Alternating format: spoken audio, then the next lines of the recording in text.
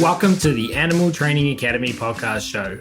I'm your host, Ryan Cartlidge, and I'm passionate about helping you master your animal training skills using the most positive and least intrusive approaches.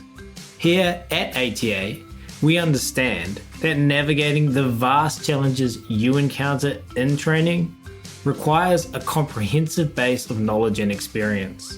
It's common to face obstacles and rough patches on your journey that can leave you feeling overwhelmed and stressed. Therefore, since 2015, we've been on a mission to empower animal training geeks worldwide. We've aided thousands in developing their skills, expanding their knowledge, boosting their confidence, and maximizing their positive impact on all the animal and human learners they work with. We are excited to do the same for you. Simply visit www.atamember.com, join our vibrant community, and geek out with us. And of course, in the meantime, enjoy this free podcast episode as we explore new ways to help you supercharge your training skills, grow your knowledge, and build your confidence, so that you can craft a life that positively impacts every learner you encounter.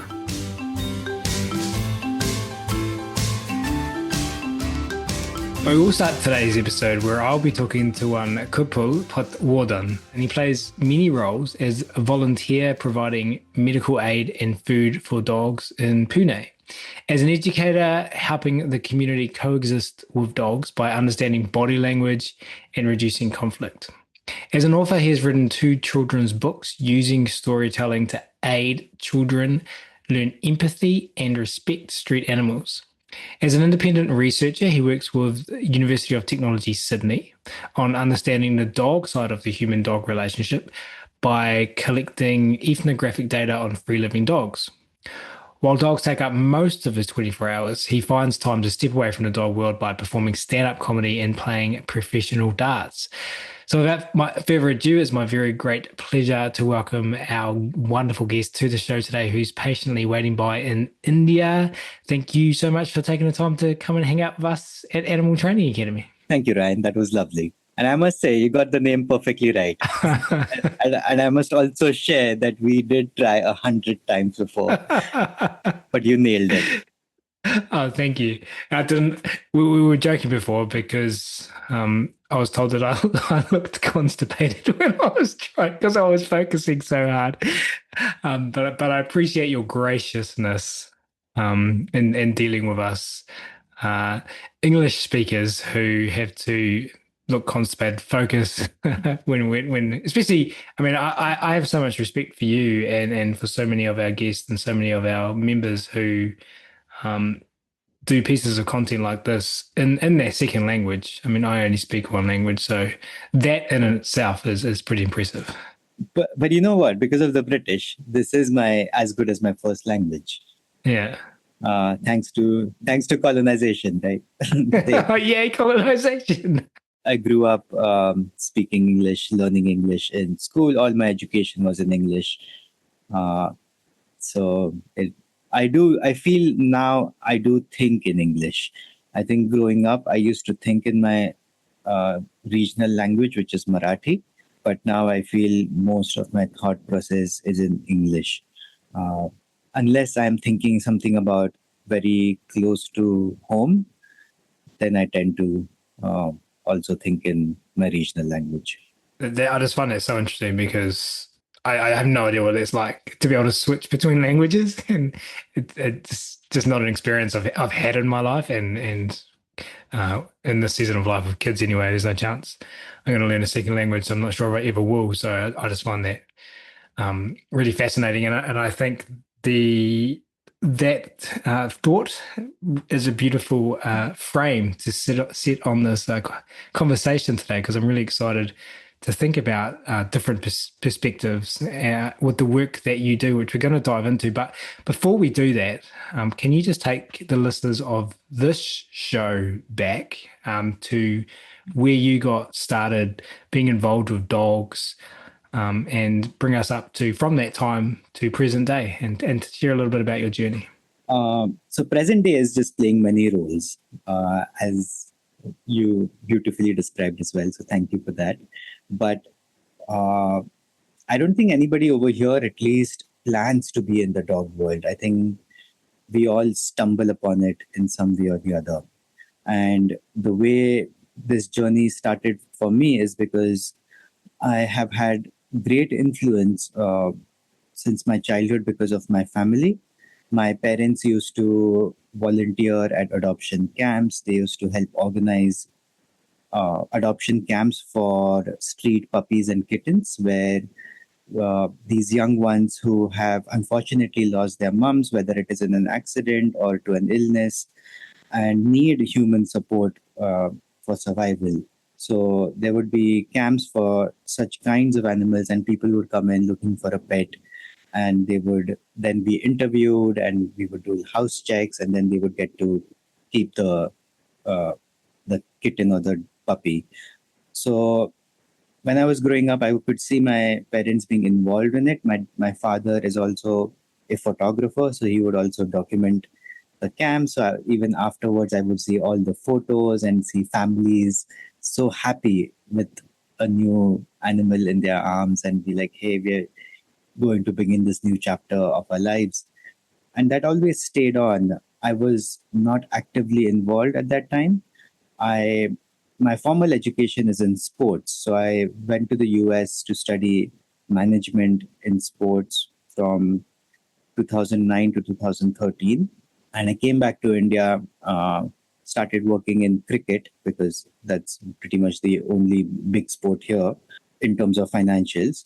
And I was doing pretty well. I was enjoying my work, but it never felt fulfilling enough. So I was then thinking, okay, what's close to my heart? What am I called upon? And I think being close to working with animals seemed like the most match or the fit for the kind of person that I am. Uh, and in and around 2015, 2016 is when I'm started to gradually understand how things are in this community, what sort of people are working, what are the different roles. In 2018, I pretty much uh, gave up my day job and started my own company where I would just make merchandise which are cat and dog themed, and then use the money from it for different kinds of animal welfare work, mainly the medical aid and food. So I was able to then provide money for different people who work on ground. If they see an injured animal, they then know that there is somebody to help them financially to make sure the animal gets help. Uh, and that went on. I mean, the company is still on, but my focus has changed. But I also then started getting involved more and more. I did a first aid course, so I could learn how to go about helping injured animals as well. What sort of treatments that I am allowed to do before I can take the animal to a veterinary clinic. So I pretty much got fully involved, and I did not ease myself in. I just jumped in. It does feel like I jumped into the deep end of the pool. Uh, and around when COVID hit, uh, the merchandise part pretty much reduced significantly because a lot of people, I think, were going through so much in their lives. Buying a T-shirt was the least of their concern at that point. So I was like, okay, I have to adapt now. So I pretty much got more and more involved in uh, volunteering work, welfare work. And at the same time, I started to feel I was getting a bit burnt out because no matter how many animals I was helping, how many dogs that I was able to get homes to, it just felt like a never ending process. And it's not like it's been a significant number at that point. I think it's close to like maybe 1,000 uh, dogs around 2020, 2021. So I feel like I've done so much, and yet there's just so much more. So while I felt very happy with all the animals that could not have survived on the streets get homes. It just felt like, okay, this is all reactionary. I'm not able to do any sort of preventive work. So then I was like, okay, how can I do some preventive work? And I feel any sort of change that needs to happen in the mindset of people can only happen through education. And for that, I need to be educated first. So I started getting my dog education, formal dog education, uh, from mainly two institutes. One is Turid Rugas School in Norway, which is Nordic Dog Education Center, where Turid Rugas is one of the teachers. And I really like the way she looks at dogs because she puts the dogs first. And the second one is Kim Brophy's Family Dog Mediation, which covers so much about ethology. And she puts it in a really beautiful framework as well, which is easy to understand and easy to explain to common people who don't have dog education. So these two, completing these two courses really helped me in preparing my own communication in terms of how I would like the communities to see dogs. Um, in ways where we can bring about meaningful change, where we don't need to look at dogs as animals that need to be saved or animals that need to be rescued, but instead as animals that we live and share the space alongside with. And then how can we coexist in a way where we are able to respect their choices, respect their agency, respect their freedom, and make sure that they can just go about living their life. Uh, and then ultimately, that led to me studying more and more about dogs and just being fully diving into how the world is from the dog point of view. So I feel I've completely changed from how I first started out, where I came from a rescuer's mindset where I need to rescue them. But now I feel I just we just need to understand them. I think that's enough uh, to coexist. So as of today, I spend a lot of my time just observing dogs, making notes, seeing how they live life, how they go about their day to day, what sort of people are they dependent on, what sort of interactions they choose to have, they choose to not have, and how they make those decisions, how they tell each other which people to stay away from, which people are safe to be, uh, because there's just so many people on the streets and so many dogs as well. So it's like a big chaotic world over here, but it seems to be smooth. They seems to be relaxed. They seem to be able to find spots to sleep. They seem to be able to find comfort, safety, where otherwise people might not feel safe at times. So it's quite interesting how they have adapted. And I think that's something that there's so much for us to learn from them and so much to learn about them. And I think we tend to control or we try to be afraid of things that we don't know about. And I think it's something which if we just have knowledge about how they go about their lives, it would be much easier for our communities to coexist with them. So that's my main focus, and that comes about in many ways. With the university, I'm lucky enough to get some sort of formal academic experience because that's something which I, as a person, I'm very far away from.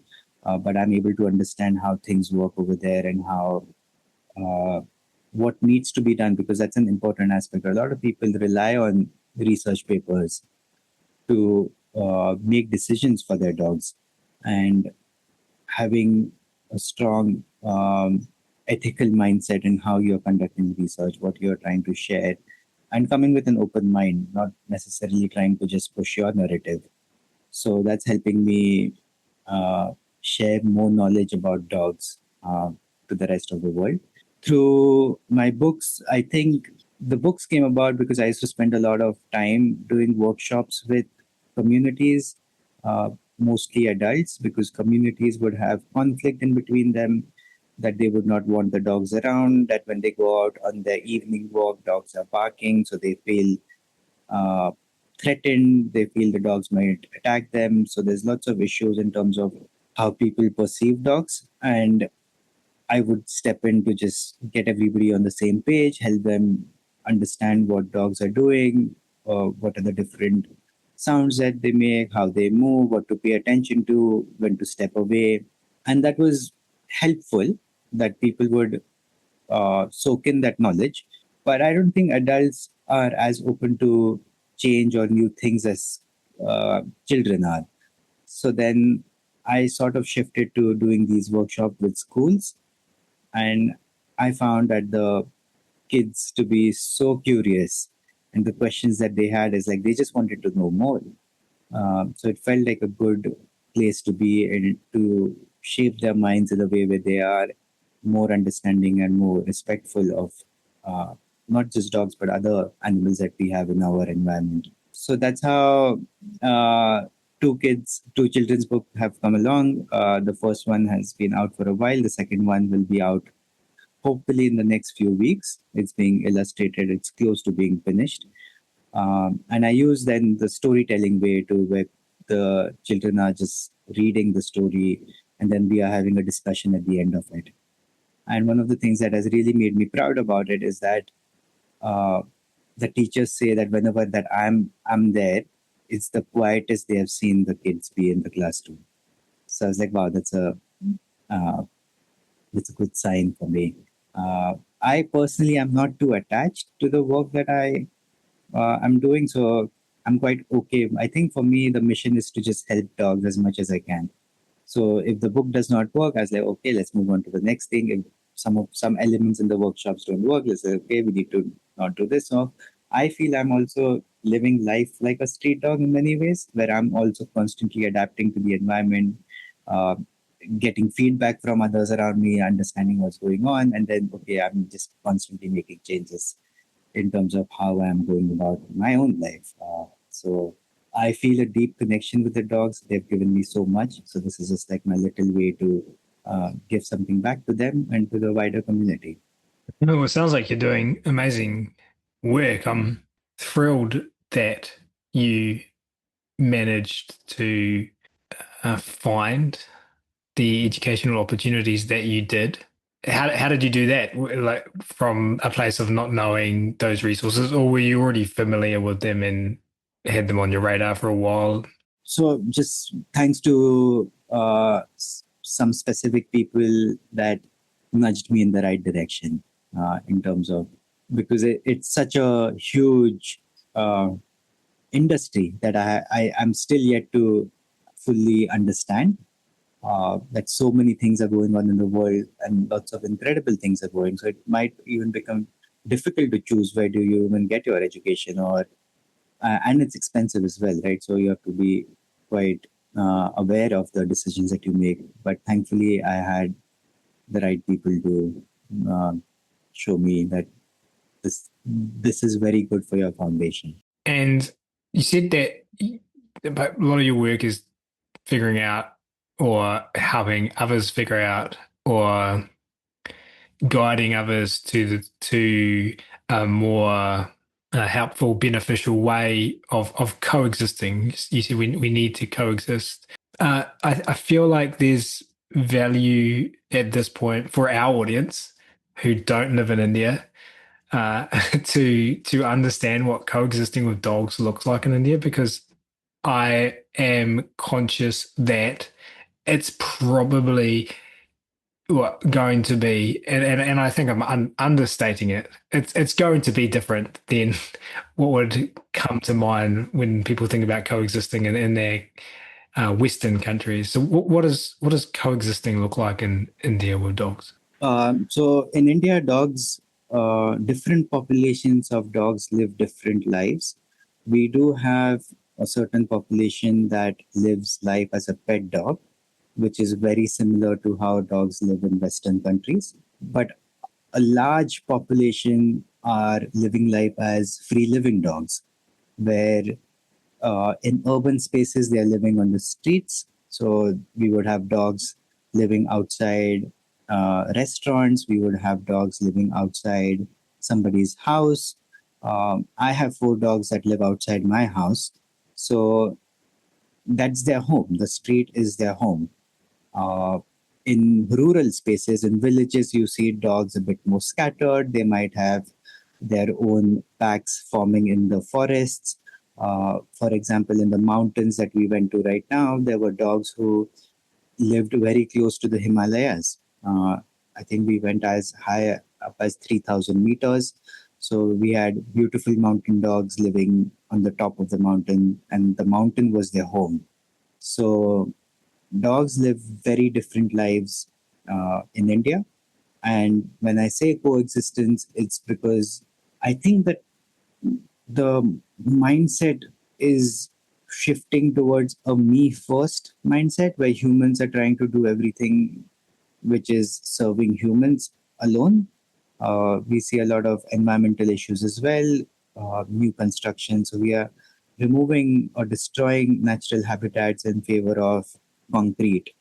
And that's impacting so many beings around us. And dogs also are a big part of this because dogs are something which we share a much deeper relationship with. We have much more interaction with dogs as compared to other animals. We might have monkeys and cats and birds near us, but we are not interacting with them as much as we do with dogs. And if our actions are causing an inconvenience to them, are disrupting this, uh, just uprooting them from their homes, and they are pushing back to claim what is theirs, I think that's where a lot of conflict is coming about.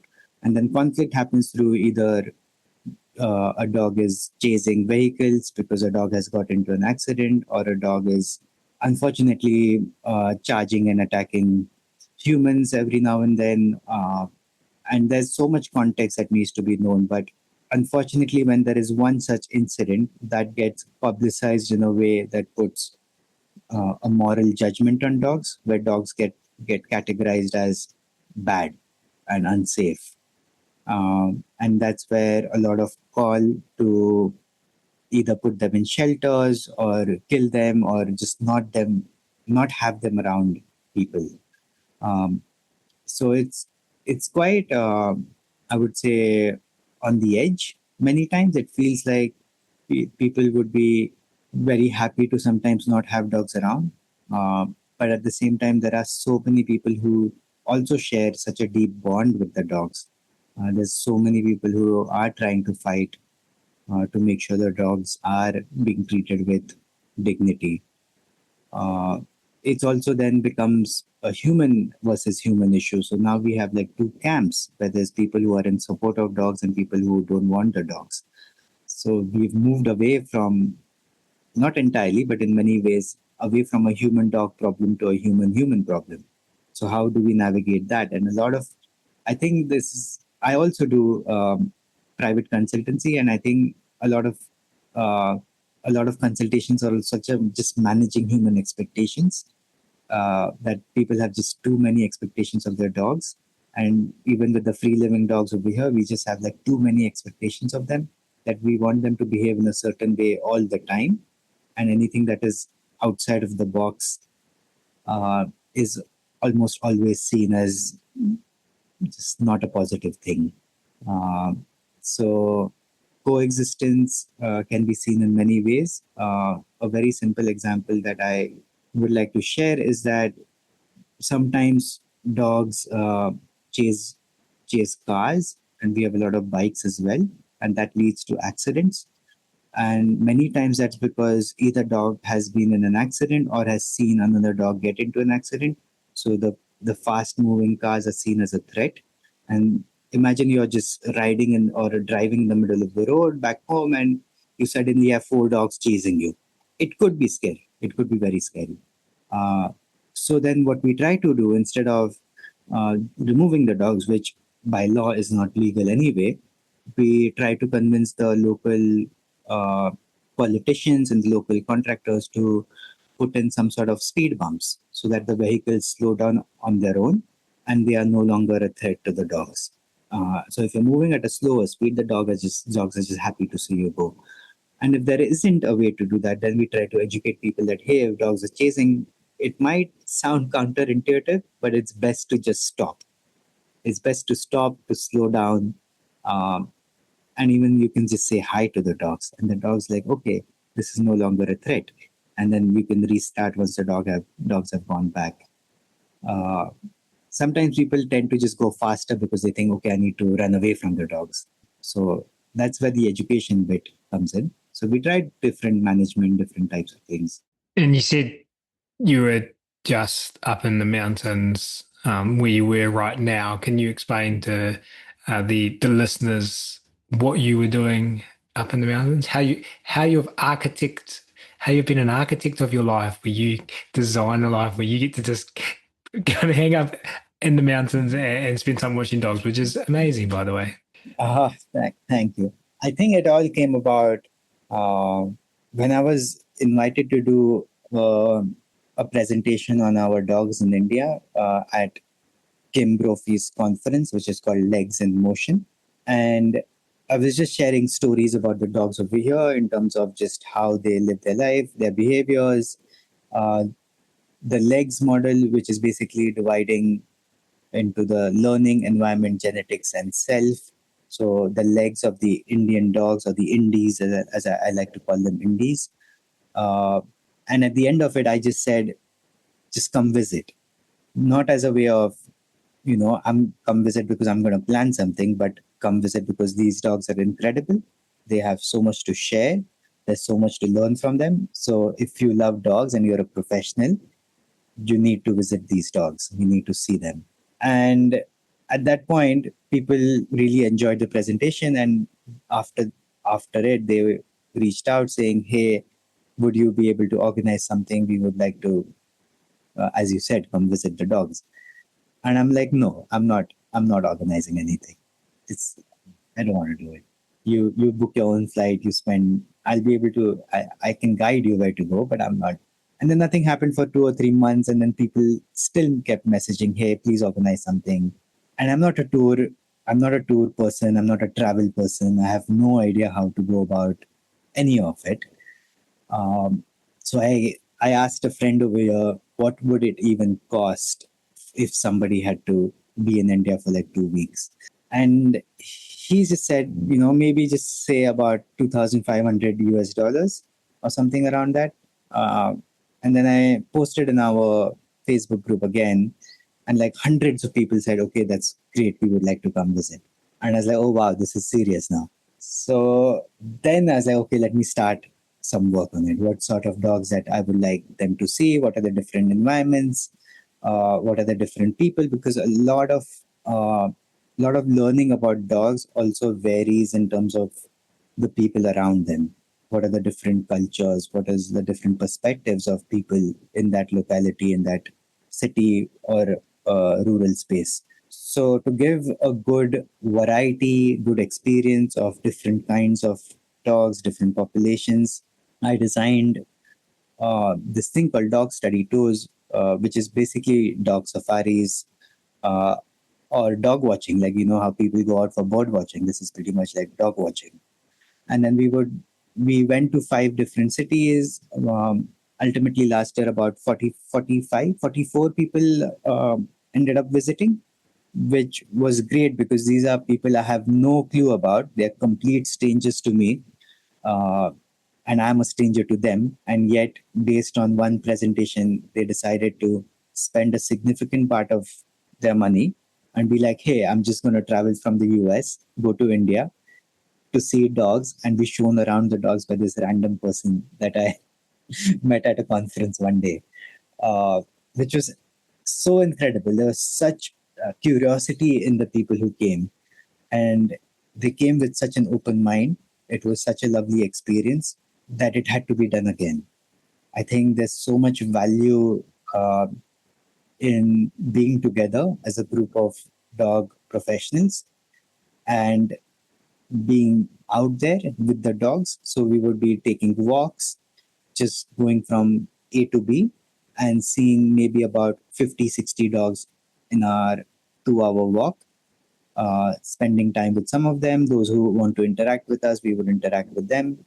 But otherwise, for the most part, we are just staying at a distance, observing how they are behaving, how they are communicating, because there's so many things about them that we don't see in pet dogs. So many behaviors that pet dogs just never got a chance to learn, never got a chance to uh, display.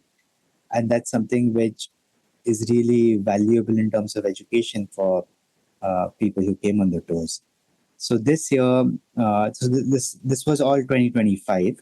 In 2026, in the early months, in February, I took a group to Sri Lanka, which is an island country south of India.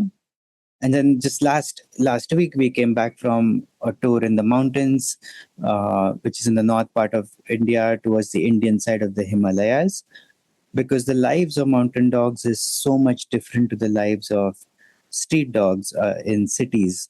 The city dogs are your usual natural dogs, which would be about medium in size, weighing 15 to 20 kilos, have a short fur, usually brown in color.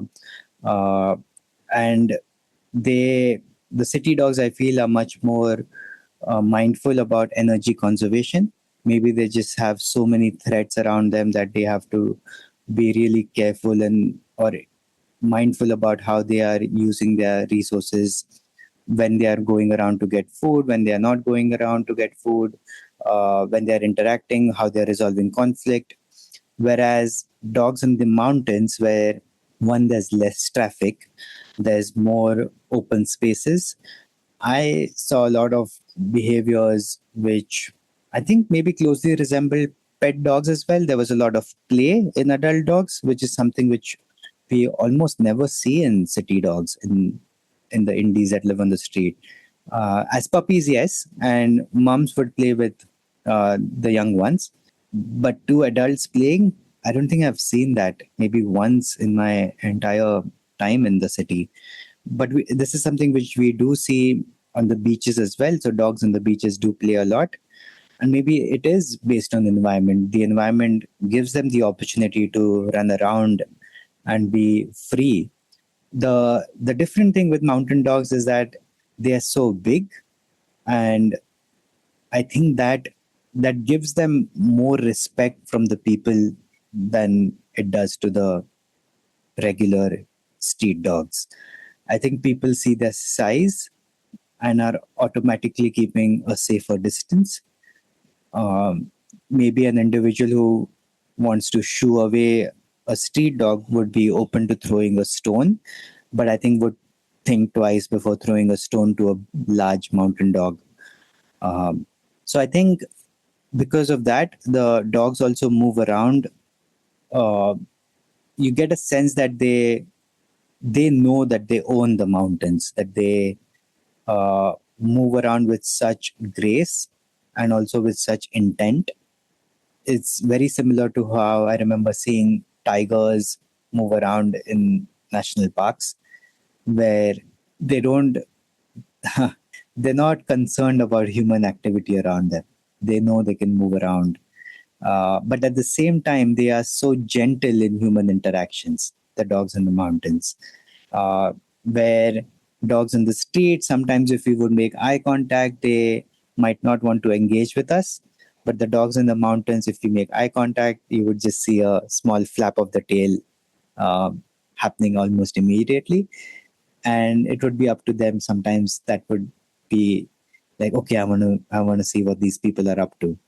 And then you have these huge dogs coming up close to you and just sitting next to you, being with you, and I feel it's like they are showing you their home. So then they take you around, they take you to the mountains, they show you their friends, they show you their enemies that they like to get into a scuffle with every now and then, and they're really proud to do it. They're like, this is where I live.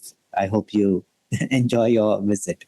So spending 2 weeks in the mountains was just magical. We were a group of 11. Um, all of us were family dog mediators coming from different parts of the world, mostly the US and Canada. We had one person from Germany as well.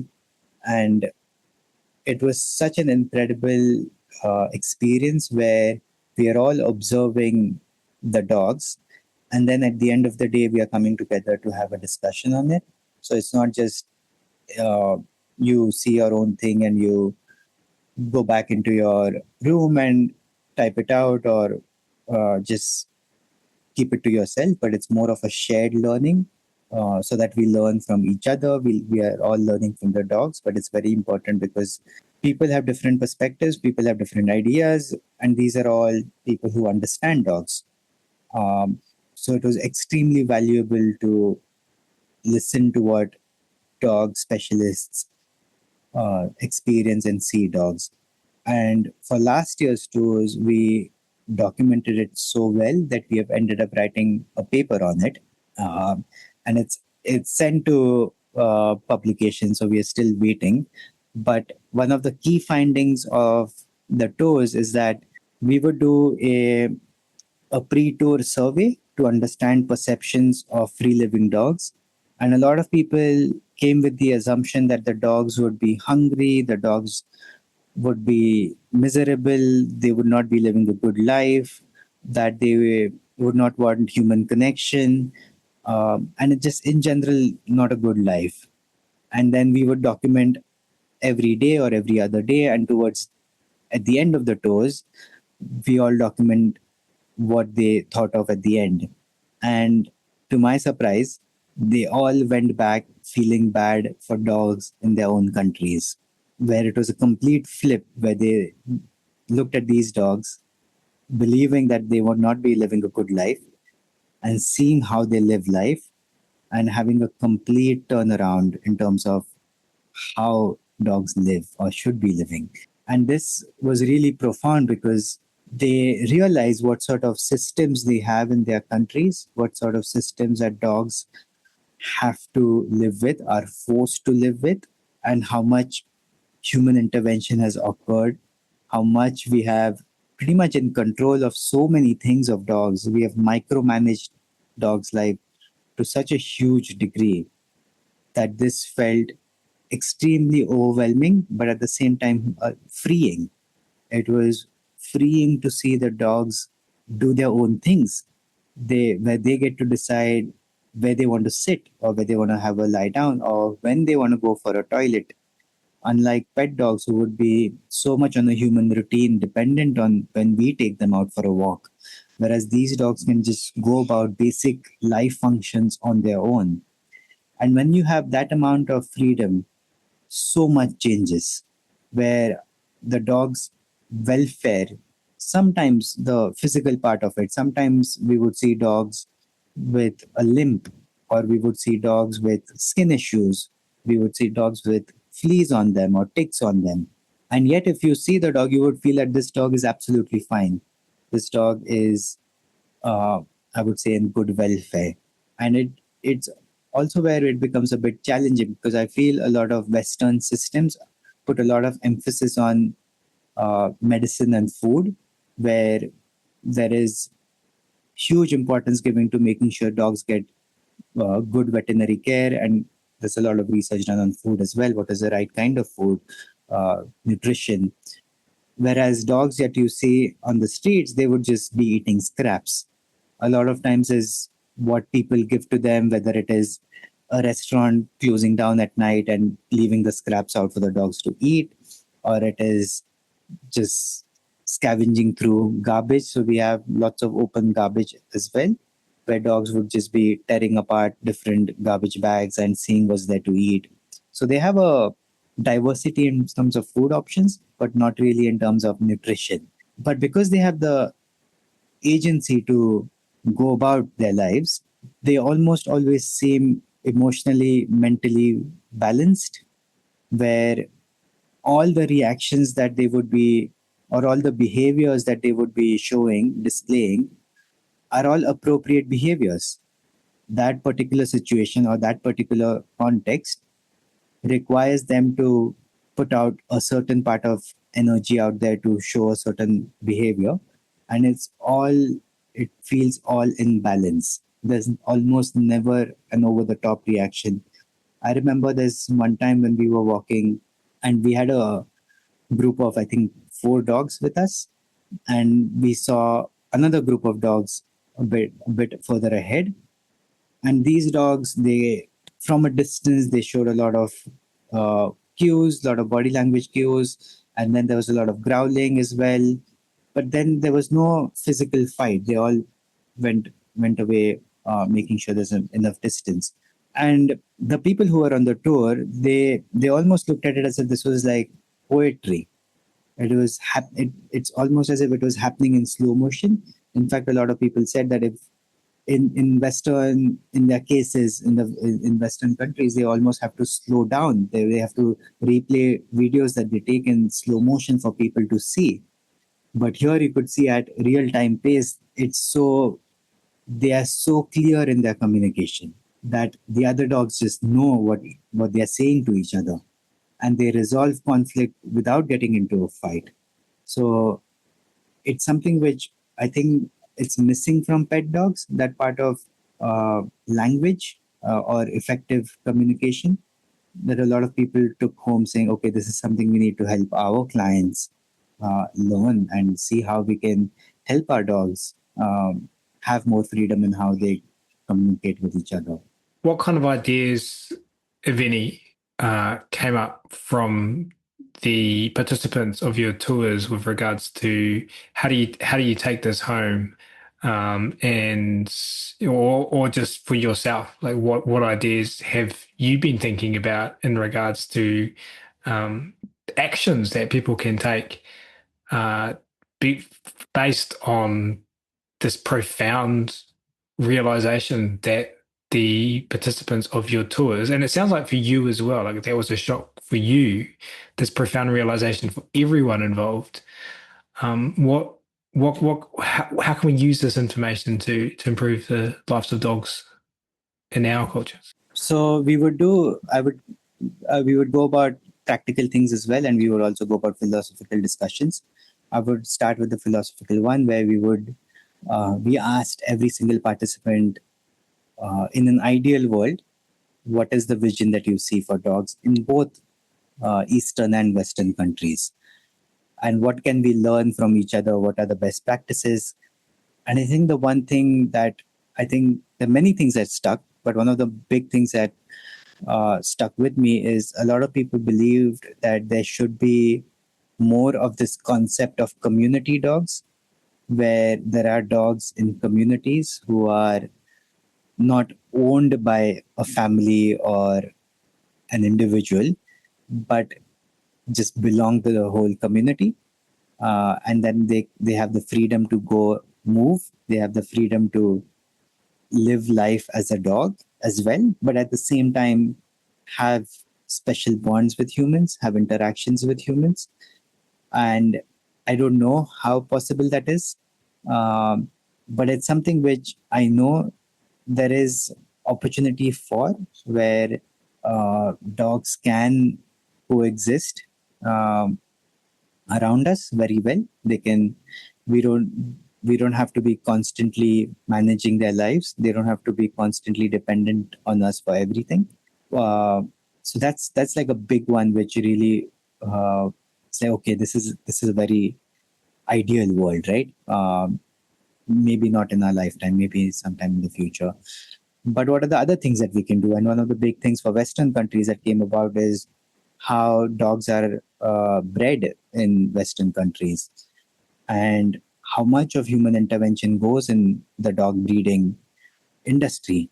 And there's so much of the emphasis is on aesthetics, that I think dogs then end up being treated as a commodity, that we want this feature, we want dogs to be doing this thing, that we sort of get disconnected from dogs themselves. Uh, on the practical training part, I think a lot of people realized, or one of the key learnings that they took from the tours is helping their clients take a step back, allowing their dog to make those decisions, giving them the opportunity to decide what would they like to do next, and also learn the consequences of their decisions. I think when you have the freedom to make choices, and you start understanding the outcomes, it helps to improve predictability of your decisions, because you know when you do a certain thing, you're going to be, now this after A, B is going to happen. And the more predictable then the life is, the more secure, the more in control the dog feels. And this is all the dog has decided. We are not forcing the dog into a fixed routine, bringing predictability into the dog's life according to how we feel it should be. This is the dog deciding how to make decisions and make a predictable life for herself or himself.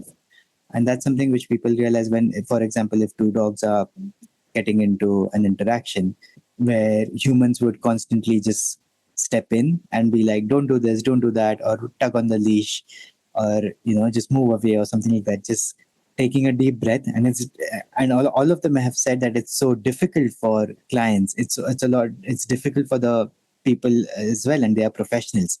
But after seeing dogs in India go about communicating in uh, such ease, that I think it's something that dogs can learn. So they just need to allow the dogs to start slowly experiencing this freedom. So a big part of our conversations would be, okay, how are we able to give more freedom to dogs? And it has to be meaningful decisions. It should not just be somehow like, you can't just have just freedom in terms of maybe 30 minutes in the dog park that you can do whatever you want. And sometimes that sort of freedom might not even go the right way if there are other dogs around that you don't know how they're going to be. But giving them options, especially when it comes to basic functions, sleep, for example, can we give them more options where they get to decide where they want to sleep? How much human proximity do they want? How do they want human contact when they sleep? Or do they want different surfaces when they want to sleep? We know dogs like to move around and have different surfaces, have different heights maybe as well. So can we then cater to the dog's needs in a way where we're just making environmental changes and then allowing the dogs to decide what sort of things they would like to do and be comfortable with it, be happy with it. I think a lot of it is letting go of our desire to control and having a relationship which is more two-way, not just one way. I think a lot of this is something which really um, at the forefront of the learnings for participants. And then the challenging thing is, okay, then we've learned this. How do we communicate this with other people? So it's evolving, but I think it's very beautiful in terms of such an impact these stores have had on professionals and then ultimately the clients. So a lot of dogs are benefiting by getting more freedom thanks to some person deciding to visit India and see dogs in their natural habitat. I'm aware that maybe I'm wrapped up in the moment of this podcast episode, but I reflect on my work running the Animal Training Academy and the feedback we get about the content that our audience uh, resonates the most with. And it's been, continues to be, and I'm sure will continue into the future, reactive dogs, aggressive dogs, these subjects garner the most interest and engagement. And back to what I was saying, that maybe I'm caught up in the moment of this podcast, but I reflect over 10 years that this might be, and being so engaged in my business day to day. I live and breathe it. When you're a business owner, it's not, you don't just like switch off. Like you're a business owner 7 days a week, 24 hours a day. I'm stalling. I'm hesitating in saying it because I don't want it to come across as fake or inauthentic. But I think this is like one of the most profound episodes It reminds me of when I got married in Thailand in 20, whenever I should know this, shouldn't I? End of 2017. and and having run animal training academy for a couple of years, but then standing on one of the islands and looking at the street dogs and looking at all the rubbish on the beach and looking at the ships in the harbour just blowing black smoke out into the atmosphere and realizing and visiting a dog. I don't even know what you'd call it, shelter or sanctuary, whatever you call it in Thailand, where there's 400 dogs like together in this big space. They'd be taken off the streets for whatever reasons. I can't even do justice by accurately saying why that was there. But we went there and we tried to help by donating some money to the mission of neutering some of the animals.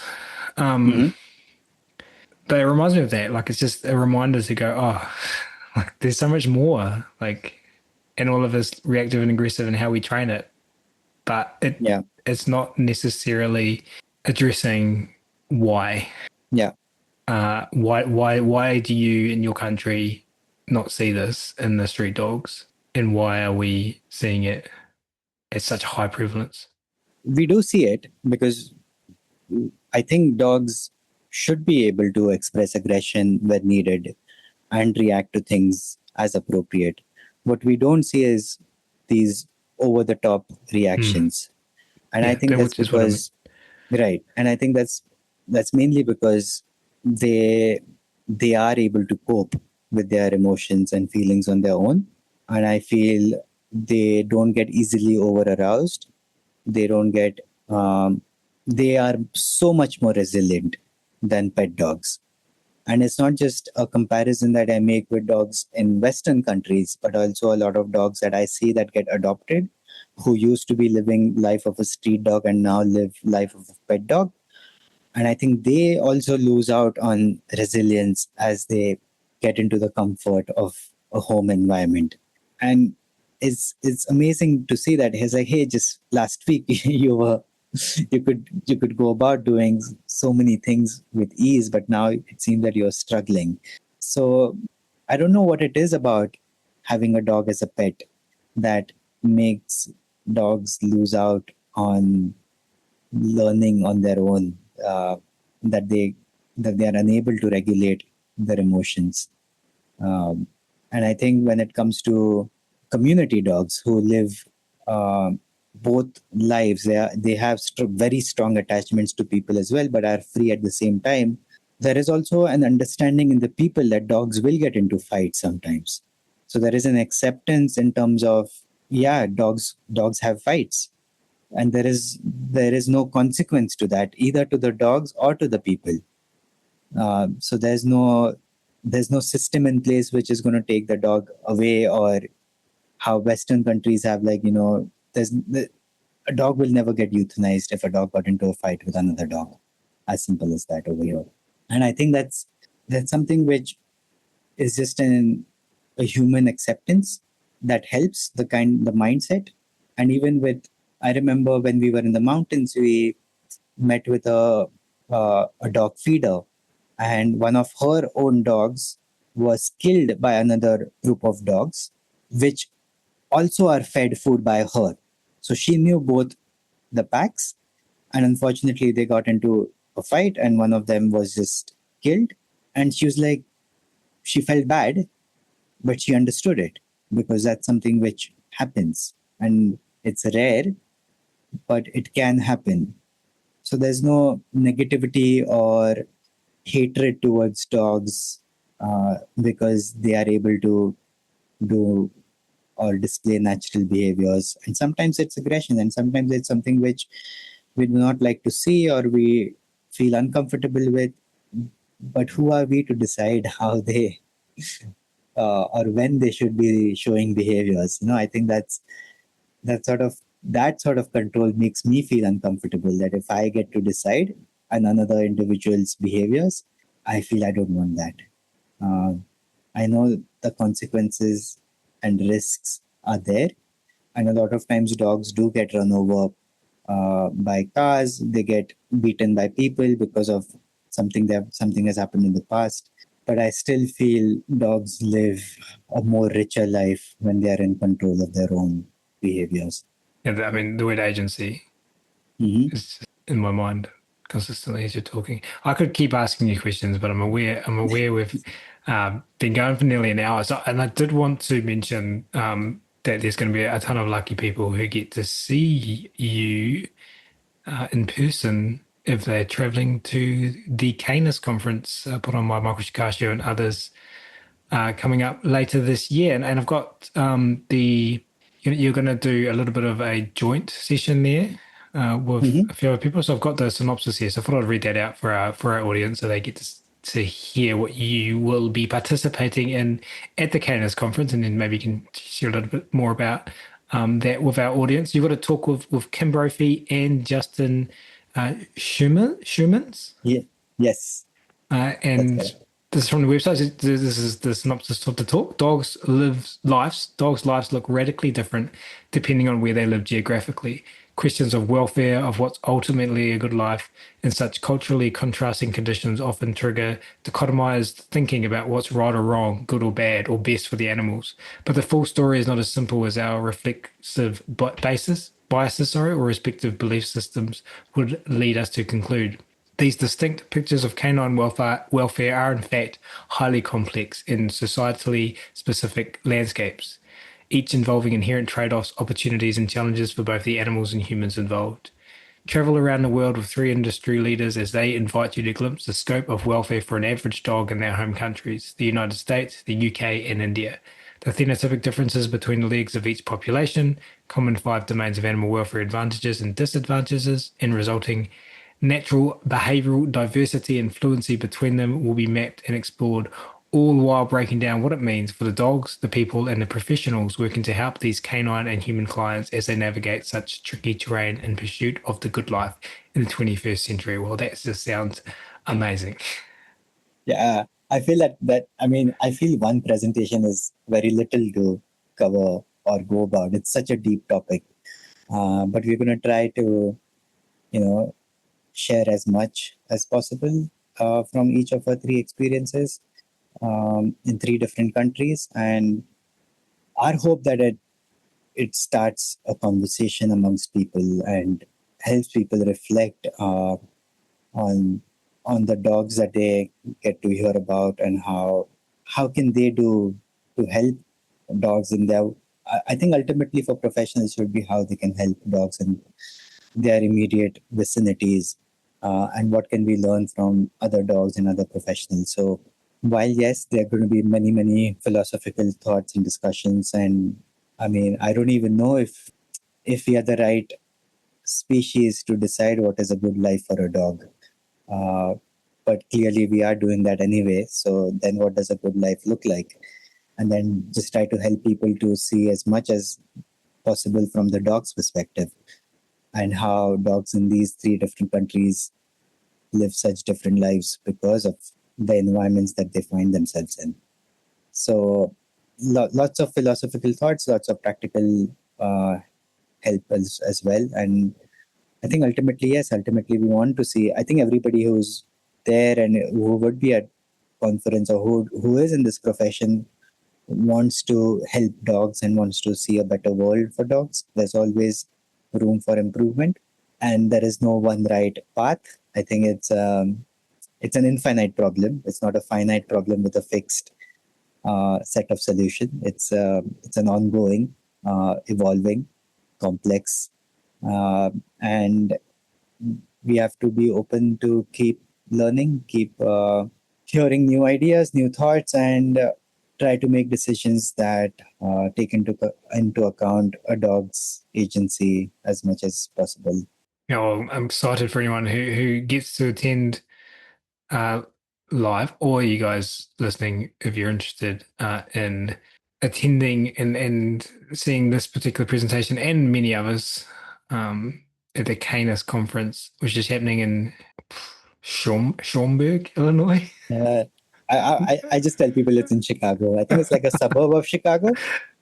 And if you are interested in attending this, listener of this podcast, you can go to canisconference.com, and all of the information is there, happening October 7th the 7th to 10th this year, and it's going to be there's such a diverse range of speakers there, so it's really going to be something unique and special.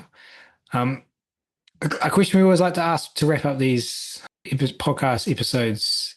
I can't wait to hear your answer to this question. We've been asking it for over 10 years now, but what's your vision? What Yeah, you're clearly someone who kind of thinks, as you're talking about your children's books earlier, like I'm not attached to this particular strategy. Like if it makes a difference, we'll keep doing it. If it doesn't, we'll pivot.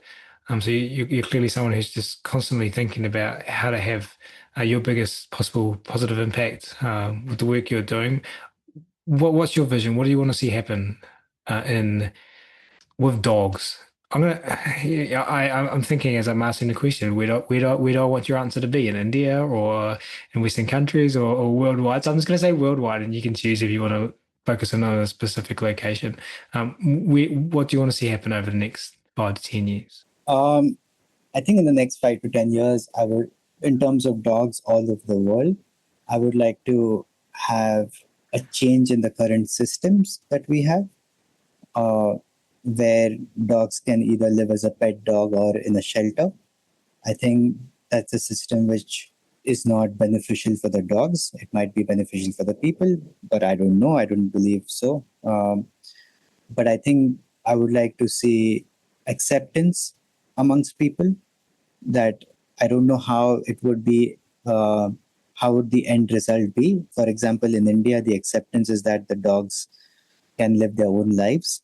In many places, dogs have no human interactions at all. Um, so it's a degree in terms of how close they find themselves to humans, and there is an acceptance of that dogs can continue to being independent, which is something which is missing in so many Western countries. And I feel like our discussions in the dog tours, if there is a way to have a concept of community dogs, where dogs are cared by the community, not just by an individual, but the local restaurants know about the dogs, the the shops know about the dogs, and the dogs have this ability to move around. But at the same time, in case they need our help, there are people there to help the dog. So if a dog gets some sort of injury or is not eating and we see some energy levels are down, then there are people there to provide medical aid, maybe take a blood test, see what's going on.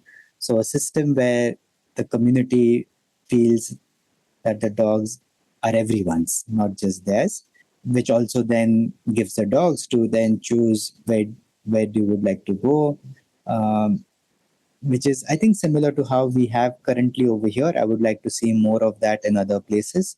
So we have certain dogs who at 8 o'clock go to my house for the breakfast, but at 12 o'clock they would be at somebody else's house, because that's when it's the humans' lunchtime and they get some scraps out of there. So they have all made their own systems, the dogs, as to how they can maximize their day and getting more and more out of the people that they interact with. And that's something which is very enjoyable to watch and see. And I think that's something which I don't see why it's not impossible to recreate in Western countries. Uh, I feel Western countries having such dogs would be incredible for the dogs and for the people. I think that people would also feel, because I know there is so much love for dogs in general. I think love for dogs is much more, but I think that love has slightly comes with a control element of it, which I think people would be really enjoy when that control element is taken away. And I think it's something which I do hope for and I wish for, that something that gets introduced in maybe certain localities to begin with. Maybe there is a pilot project that happens that, hey, let's have some community dogs in this, maybe in Schaumburg, Illinois, where the conference is. Mike can be like, hey, let's have some community dogs. um, but I don't know how it's going to happen. I don't know. It's so complex, right? I think there's so many human elements to it, politics, culture. as well. But I feel we can get to a stage where this can be a reality. And I think for dogs in India, where such uh, such systems are in place, where there is an acceptance of dogs, I think we need to have better veterinary care. I think that's something which we can learn from Western countries, where we are able to provide uh, good care. And I think I remember one of the participants, Susanna, she mentioned she lives in Germany, and she said by law in Germany, if you see a person who needs help, you are by law required to provide help. And I think it would be so wonderful if we also have that for dogs, that if you come across a dog that needs help, by law, you are required to provide help, whether that means calling an organization that is able to send an ambulance for the dog, but something you can't just leave ignoring the dog. And I think that's something which we in India can learn. I think a lot of times we tend to just ignore. We have so much acceptance that we tend to just ignore them. That they'll go about. Even if they're injured, they'll go about. And sometimes because of that, the dogs suffer great injuries and very painful injuries.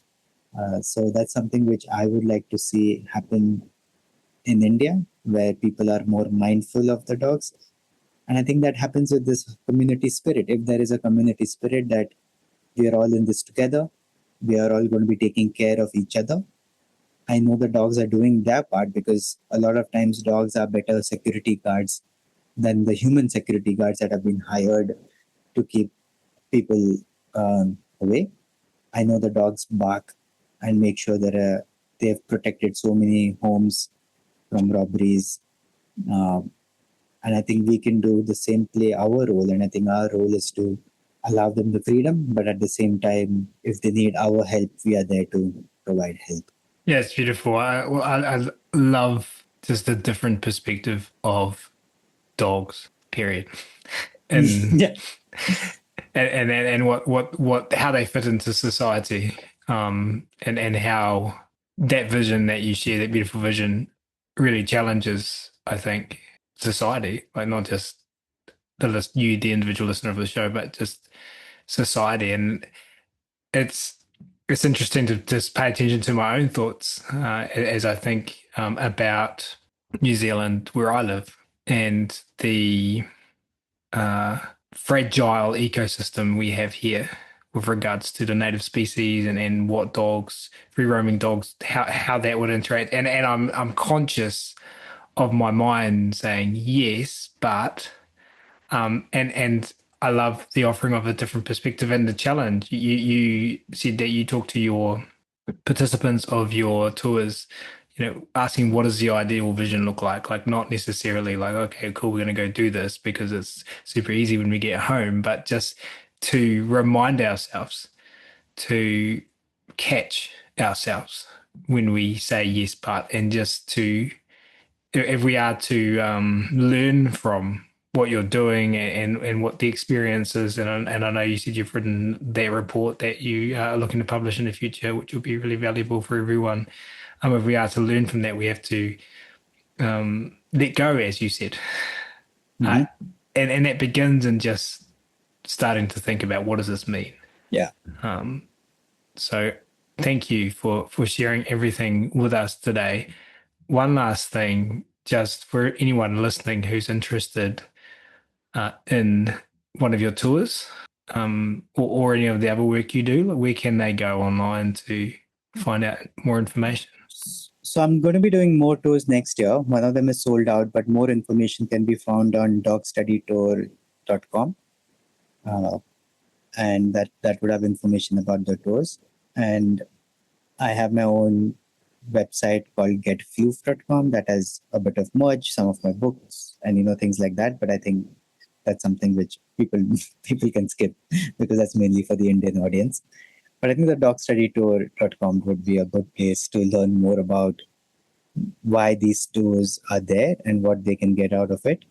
And if they would like to attend one of the tours, how they can always just reach out to me, and I'll be more than happy to share any sort of information or answer the questions. And hopefully, my hope is that people start doing these tours in their own countries, wherever there are free living dogs, because there are more countries, South America, some parts of Europe, Southeast Asia.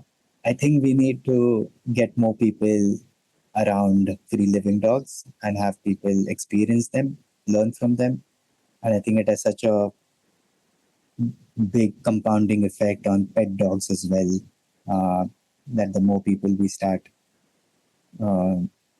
exposing to, that more people start getting educated by the dogs, not from an academy, but the teachers are the dogs, over here. I think that's so profound. Well, thank you for sharing that. We're going to link everything in the show notes for you to listen to.